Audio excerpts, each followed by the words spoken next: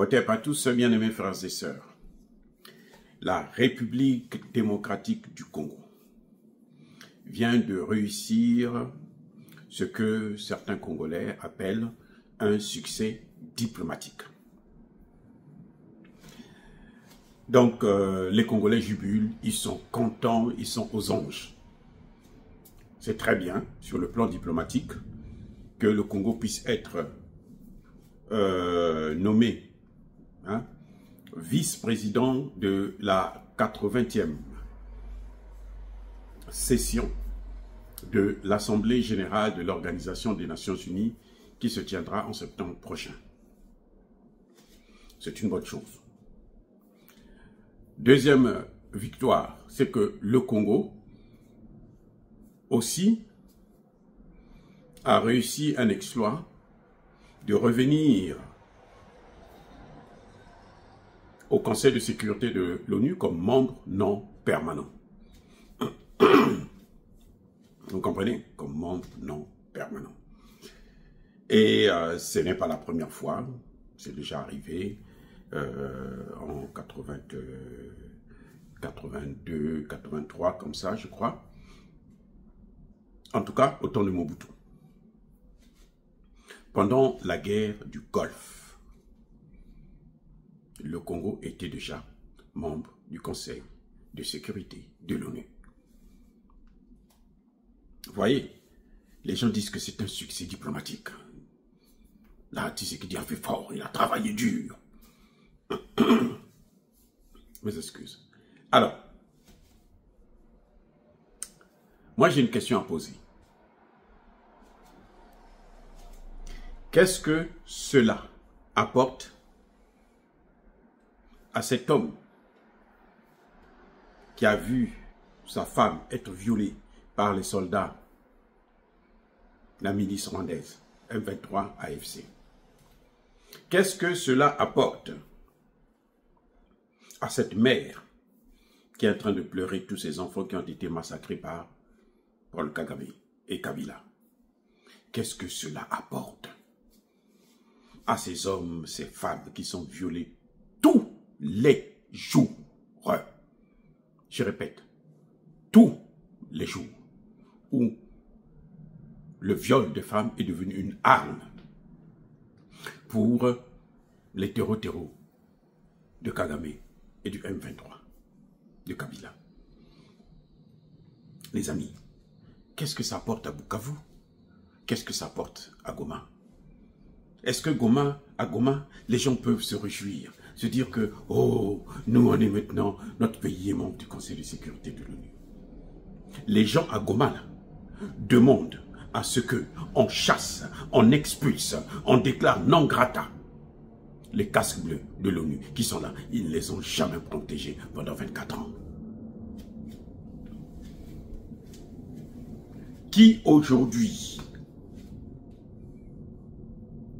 peut vraiment nous dire que les Nations Unies ont apporté quelque chose au Congo? Qui?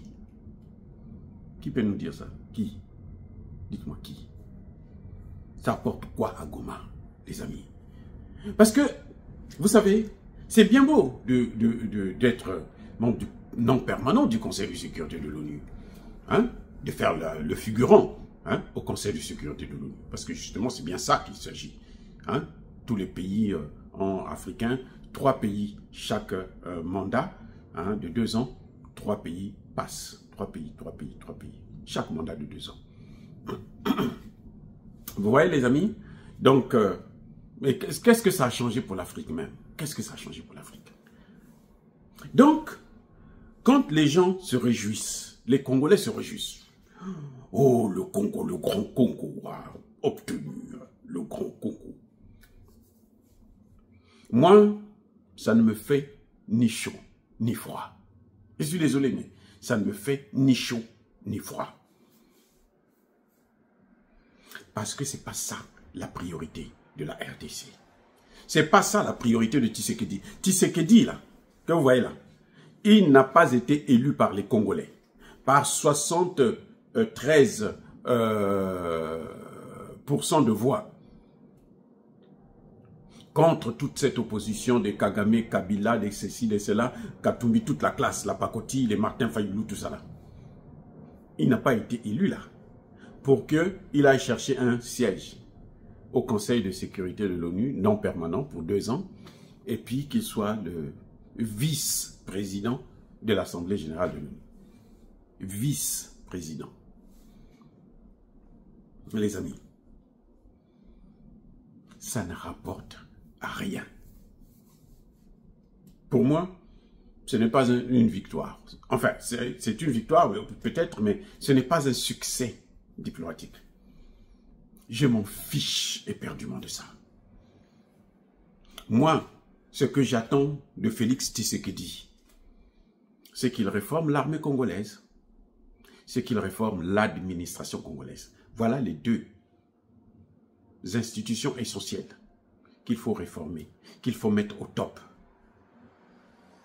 Parce que c'est à cause de ces 2 institutions, l'administration et l'armée, que les Rwandais continuent à massacrer. Ils ont déjà massacré 18 millions de personnes. Le président Tshisekedi vous a dit dernièrement que c'est 10 millions. C'est faux. Vous savez pourquoi j'ai dit c'est faux? Vous savez pourquoi? Donc le président lui-même, il ne connaît même pas le nombre de morts qu'il y a eu dans son pays. 10 millions. 10 millions là, ce sont des statistiques qui datent depuis plus de 10 ans, 15 ans.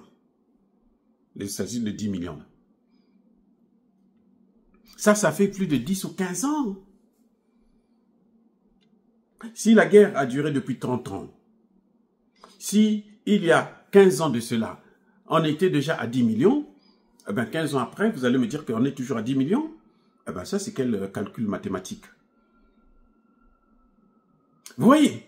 Donc, le problème du Congo, c'est son administration d'abord. C'est sa classe politique qu'il faut travailler pour qu'elle puisse être unanime, comprendre les enjeux.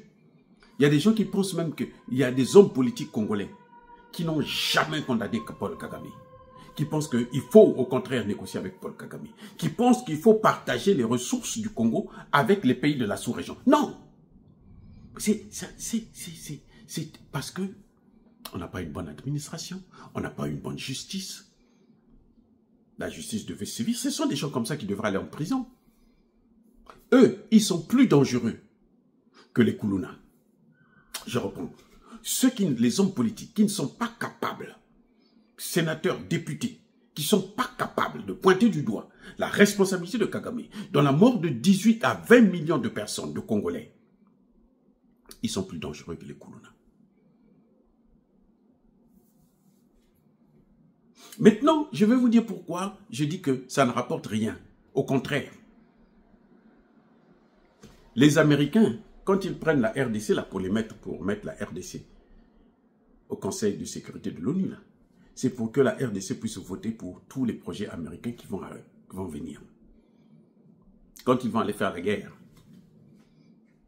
contre la Russie, vous allez voir, la RDC va voter pour. Il n'y a rien à faire. Vous voyez, non? Ils sont en train de préparer leur équipe. C'est tout. Mais attendez, c'est ce que Mobutu avait fait, non? Je vous ai dit tout à l'heure que le Congo était déjà membre du Conseil de sécurité de l'ONU lors de la guerre du Golfe. Question, le Congo avait voté pour quoi? Pour ou contre la guerre? Pour la guerre. Vous comprenez? Les amis, le Congo avait voté en faveur de la guerre. Je vous ai dit tout à l'heure dans une de mes vidéos, je disais que, mais attendez, il y a la loi du karma. Mobutu a passé son temps à déstabiliser d'autres pays, y compris cette pauvre guerre en Irak, qui a coûté la mort de 500 000 enfants. 500 000, un demi-million d'enfants en 3 mois. Le Congo démocratique avait voté pour. Aujourd'hui, ce n'est pas les enfants congolais qui sont en train de mourir. Les amis, ce n'est pas les enfants congolais qui sont en train de mourir. Attendez, pourquoi nos frères et sœurs, ne tiennent pas compte de l'histoire. C'est-à-dire que quelque chose qui vient de se passer sous nos yeux, la guerre du Golfe, là, on n'était pas encore bébé, hein? On était déjà adultes, on voyait. Moi, j'étais à l'université. Je commençais l'université quand il y a eu la guerre du Golfe. Vous voyez? Donc, j'étais déjà grand. Mais, attendez, il y a un problème avec nous, les Congolais, les amis. Il y a un problème. Arrêtons d'être stupides. Arrêtons de nous réjouir pour des choses qui n'ont pas trop de sens, n'ont pas d'importance. Les Nations Unies, là, n'ont pas aidé la RDC. Les Nations Unies, là, n'ont pas protégé les populations de Goma. Les Nations Unies, là, n'ont pas protégé le Nord Kivu. Les Nations Unies n'ont pas protégé Bukavu. Les Nations Unies n'ont pas protégé le Sud Kivu. Depuis 24 ans, les mêmes Nations Unies. Et la priorité d'un président congolais, c'est être membre du Conseil de sécurité non permanent en plus. C'est-à-dire qu'on n'a pas le droit de veto. Ta voix là, c'est la figuration. La priorité du président congolais, c'est ça, les Nations Unies. Vous obtenez quoi après ça? Vous obtenez quoi? Ça va changer quoi dans la situation de la RDC? Qu'est-ce que la RDC peut avoir qu'elle ne pouvait pas avoir si elle n'était pas membre du Conseil de sécurité de l'ONU? La RDC n'a qu'une seule voix, non? Au Conseil de sécurité, vous avez vu le Conseil de sécurité, la RDC a pu obtenir la sanction, la résolution 2773. Vrai ou faux? Est-ce qu'elle était membre du Conseil de sécurité de l'ONU? Donc ce n'est pas notre priorité, les amis. Je répète encore, selon moi, la priorité du Congo, c'est réformer son armée, c'est réformer son administration. C'est cette administration et cette armée pourrie qui fait à ce que... Vous voyez pourquoi on a mis le Congo là? C'est pour faire en sorte que la MONUSCO ne puisse pas quitter le Congo. Là, est-ce que le Congo peut encore dire la MONUSCO quitte? Dites-moi, est-ce que le Congo peut demander le départ de la MONUSCO? Est-ce que le Congo peut demander le départ de la MONUSCO? Non. Non, les amis. Et c'est cette MONUSCO qui aide Kagame, qui a aidé Kagame. Regardez, Kabila est là à Goma. La MONUSCO est là à Goma. Est-ce que le son est bon? Kabila est à Goma. La MONUSCO est à Goma. La MONUSCO a au moins interpellé Kabila. La MONUSCO, elle discute avec Kabila. La MONUSCO coopère avec Kabila. Donc, les Nations Unies coopèrent avec Kabila. Ça vous apporte quoi? Ne venez plus me dire que c'est une joie. Oh, c'est une victoire, une double victoire. C'est n'importe quoi. C'est pas ça la priorité du Congo. Et les Congolais ont tendance, nous les Africains, on a toujours tendance à se satisfaire des détails. Quand on nous fait passer, hein, on nous miroite les petites choses des Nations Unies, tout le monde est content. J'ai travaillé aux Nations Unies. Je connais ce que c'est que les Nations Unies. Ça n'a rien foutu. Regardez, les Nations Unies étaient en Haïti. Les Nations Unies ont passé près de 30 ans en Haïti. Regardez ce qu'ils ont laissé en Haïti. Le chaos. C'est pire que lorsque les Nations Unies n'étaient pas là. Si vous croyez que les Nations Unies vont sauver le Congo, ok, on y va. Puisque vous, c'est ce qui compte pour vous, c'est la diplomatie. Que le monde entier dise que oh, le Congo est membre du Conseil de sécurité. On s'en fiche de ça. Ça ne nourrit personne. Regardez le Burkina Faso.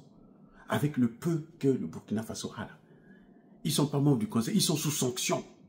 Ils sont à genoux. Le Burkina Faso est le pays le mieux géré en Afrique au ce net moment. Il n'y a pas d'aide de Fonds monétaire international, de la Banque mondiale, des Américains, des Français, des ceci. Les moyens propres, le Burkina Faso est en train de monter. Le Burkina Faso, dans 2 ans, 3 ans, va exporter le blé dans toute l'Afrique. Le Burkina Faso va exporter la tomate dans toute l'Afrique. Et si vous regardez le sous-sol du Burkina Faso, le sol du Burkina Faso, j'ai été là-bas, et vous regardez le sol du Congo, de la RDC, même du Congo-Brazzaville, vous allez comprendre que les Burkinabés sont des travailleurs. Et ce n'est pas les Nations Unies qui ont fait ça. Soyez bénis.